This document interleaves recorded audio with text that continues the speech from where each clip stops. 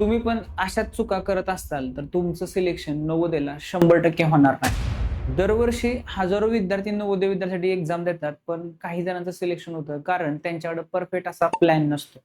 गेल्या वर्षी नवोदयचे एक्झाम डिसेंबरमध्ये झाले होते, पण आता येणाऱ्या डिसेंबरपर्यंत आपल्यासाठी 6 महिने. तर ज्या विद्यार्थ्यांकडे हा 6 महिन्याचा एक व्यवस्थित प्लॅन असणार आहे, ते विद्यार्थी 100% यशस्वी होणार आहेत.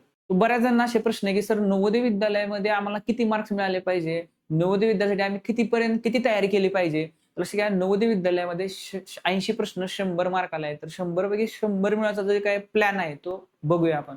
तर येणाऱ्या 6 महिन्यामध्ये, पहिल्या 2 महिन्यामध्ये, नंतरच्या शेवटच्या 3ऱ्या-4थ्या आणि सगळ्यात एंडचा 5व्या-6व्या महिन्यामध्ये डिटेल आपल्याला कशा पद्धतीने अभ्यास पहिल्या 2 महिन्यामध्ये विद्यार्थ्यांचं बेसिक फार महत्वाचं आहे. कारण विद्यार्थ्यांना जर आपण डायरेक्ट सगळं समजा कंप्लीट केलं फास्टमध्ये आणि त्याचं ॲडव्हान्स जर चालू केलं, तर उपयोगाचं नाही. कारण प्रत्येक टॉपिकमध्ये काही बेसिक संकल्पना असतात आणि काही ॲडव्हान्स संकल्पना असतात. विद्यार्थ्याचा जर आपण पाया पक्का नाही केला आणि डायरेक्ट आपण पुढे गेलो, तर 100% विद्यार्थ्याला पुढे जाऊन अडचणी येणार आहेत आणि जो काही कट ऑफ लागतो, जे काही मेरिट लागतं, त्याच्यामध्ये विद्यार्थी बसू शकणार नाही. त्यामुळे पहिल्या 2 महिन्यामध्ये विद्यार्थ्याचं बेसिक क्लिअर झालं पाहिजे. पुढच्या पुढच्या पुढच्या 3ऱ्या-4थ्या महिन्यामध्ये साधारण विद्यार्थ्याची जी सराव आहे, तो फार महत्त्वाचा आहे. मॉक टेस्ट महत्त्वाचे आहेत.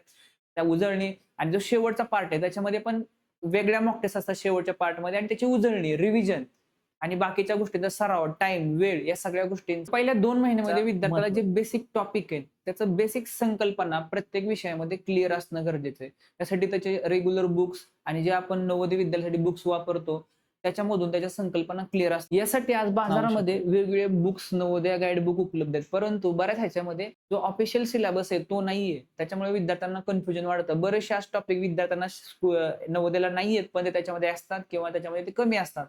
तर नवोदय विद्यालयाचं एक आपलं गाईड बुक इंग्लिश अपडेटेड 2026च्या सिलेबसनुसार उपलब्ध. आता बेसिक करायचं म्हणजे नेमकं काय? तर बेसिक जे टॉपिक आहेत, विद्यार्थ्यांना मॅथ्स हा महत्त्वाचा विषय. तर मॅथ्समध्ये विद्यार्थ्यांना number system, fraction, decimal, BODMAS, perimeter area यांच्या बेसिक संकल्पना क्लिअर असल्या पाहिजे. विशेषतः पहिल्या 4 टॉपिकच्या तर क्लिअर असल्या पाहिजे. तर तो विद्यार्थी पुढे जाऊन ॲडव्हान्स गोष्टी करू शकतो आणि पेपर कव्हर करू शकतो.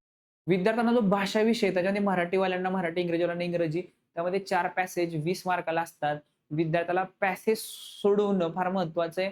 पॅसेज दररोज 4 सोडवले पाहिजे आणि त्याच्यामधून जे अवघड असे शब्द असतात, ते त्या लिहून काढणे, त्याचा अर्थ लिहून काढणे हे कंपल्सरी आहे. त्याची एक वेगळी नोटबुक त्याने केली पाहिजे आणि त्याच्यामध्ये जे अवघड प्रश्न आहेत, जे शब्द आहेत त्याच्यामध्ये त्याचा अर्थ समजा मराठीवाला विद्यार्थी, तर मराठीवाल्या विद्यार्थ्यांनी मराठीचे अवघड शब्द लिहून त्याचा जो अर्थ तयार होतो, तो मराठीमधून लिहिणं गरजेचं आहे.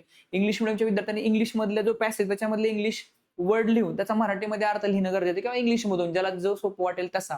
आणि जर अशा प्रकारे त्याची एक व्होकॅब्युलरी तयार झाली, तर त्याचा फायदा त्याला एक्झाममध्ये, फायनलमध्ये होणार आहे. ज्या विद्यार्थ्यांचं रीडिंग चांगले, अंडरस्टँडिंग चांगले, रीडिंग करत असताना अंडरस्टँडिंग असणं फार महत्त्वाचं. बरेचसे विद्यार्थी रीडिंग करतात, अंडरस्टँडिंग 0 आहे. पण याचा अर्थ आहे की रीडिंग नुसतं फास्ट करून उपयोग नाही विद्यार्थ्यांना. तर रीडिंग करत असताना अंडरस्टँडिंग होणं, तर तो विद्यार्थी नवोदयच्या भाषा विषयामध्ये बुद्धिमत्ता हा विषयामध्ये डायग्राम आहेत विद्यार्थ्यांना. हा विद्यार्थ्यांना बराचसा सोपा वाटतो. परंतु याच्यामध्येच काही असे प्रश्न येतात, जे विद्यार्थ्यांना कन्फ्यूज करतात आणि त्याच्यामुळे त्यांचं मेरिटमध्ये 1-2 प्रश्न पण इथे विद्यार्थी चुकू शकतात. हे जरी बेसिक असले, तर याचा पण सराव असणं महत्त्वाचं आहे. याच्यामध्ये जास्तीत जास्त डायग्राम विद्यार्थ्यांनी सोडवल्या पाहिजेत आणि सोडवत असताना त्याला बऱ्याचशा जसं एलिमिनेशन मेथड आहे बाबा 4 डायग्राम आहे त्यापैकी कुठले ऑप्शन म्हणजे 4 ऑप्शन आहे त्यापैकी 3 ऑप्शन कुठले येऊ शकत नाही. हे जर त्याने काढले, तर विद्यार्थ्याचं कन्फ्युजन त्याच्यामधलं कमी होणार आहे आणि ॲक्युरसीकडे तो जाणार आहे. त्याचा वेळ 3ऱ्या आणि 4थ्या महिन्यामध्ये विद्यार्थ्यांना पेपर्स त्याच्यामध्ये mock papers, chapter wise paper, पूर्ण सिलेबसचे पेपर, गेल्या वर्षीचे पेपर या पद्धतीचा विद्यार्थ्याचा अभ्यास असणं गरजेचं आहे.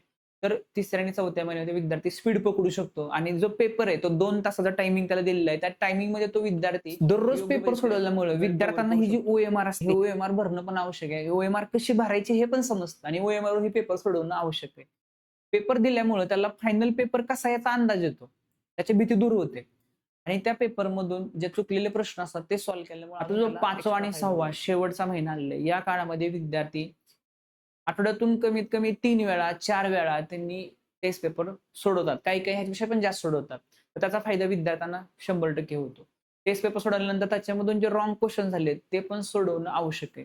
त्याचबरोबर आत्तापर्यंत ज्या विद्यार्थ्यांनी नोट्स काढल्यात क्लासमध्ये किंवा जिथं-तिथं तयारी करतो, त्याच्यामध्ये ज्या नोट्स तयारी काढल्यात, त्या नोट्स बुद्धिमत्ता हा विषयामध्ये विद्यार्थ्यांना वेगवेगळे 10 टॉपिक आहेत. पण त्याच्यामध्ये जे बेसिक आहे, जसं की एलिमिनेशन मेथड वापरायची किंवा जी आकृती आहे ती कुठल्या पद्धतीने फिरतीये, ती क्लॉकवाईज फिरते, अँटी क्लॉकवाईज फिरते, त्याच्यामध्ये कोणता घटक ऍड झालाय, कोणता घटक कमी झालाय, अशा पद्धतीचा जो सराव आहे तो विद्यार्थ्याचा होण्यासाठी कमीत कमी बुद्धिमत्तेचे कमीत कमी एक 200, 250, 300 जेवढे त्याचे होऊ शकतात त्याला इझी पद्धतीने व्यवस्थित ते अंडरस्टँड करून ते सध्या विद्यार्थ्यांना शाळा आहे, सर्व काय आहे, पण तरी सुद्धा शाळा बघत बघत काही विद्यार्थ्यांनी नंतर शेवटच्या एक्झामच्या काळात सुट्टी सुद्धा काढतात आणि त्या काळामध्ये विद्यार्थ्यांना 6 तासाच्या अभ्यासामध्ये 2 तास विषय, 2 तास मॅथ्सला, 2 तास बुद्धिमत्तेला आणि 1 तास कमीत कमी भाषा, पूर्ण आठवड्याच्या नियोजनमध्ये विद्यार्थ्यांना साधारण शुक्रवारपर्यंत डेली लाईव्ह क्लास असतात.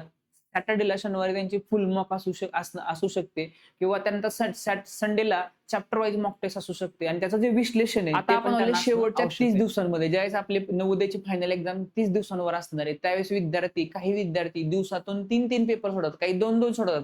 कमीत कमी विद्यार्थ्याने एक तरी पेपर दिवसातून सोडवणं आवश्यक आहे. पेपर सोडवल्यानंतर त्याची ओएमआर मध्ये कुठलीच चूक नसली पाहिजे. ओएमआर रोल नंबर वगैरे भरण्याची त्याला सवय लागली पाहिजे. पेपर हा वेळेमध्ये कव्हर झाला पाहिजे आणि त्यानंतर जो पेपरमध्ये ज्या चुका झालेल्या आहेत त्या सॉल्व्ह करून पेपरमध्ये आपल्या चुका कोणत्या टॉपिकवर होतात तो टॉपिक पण त्याने एक्स्ट्रा सोडवायला घेतला पाहिजे. तर ह्या शेवटच्या काळामध्ये पालकांनी सुद्धा विद्यार्थ्यांना, त्यामुळे आजपासून सुरुवात करा, मनापासून तयारी करा, 100% यश तुम्हाला मिळणार आहे. तर तुम्हाला नवोदय विद्यालयाच्या विषयांमध्ये कोणत्या विषयामध्ये अडचण आहे तर तुम्ही टाईप करा, कमेंट करा.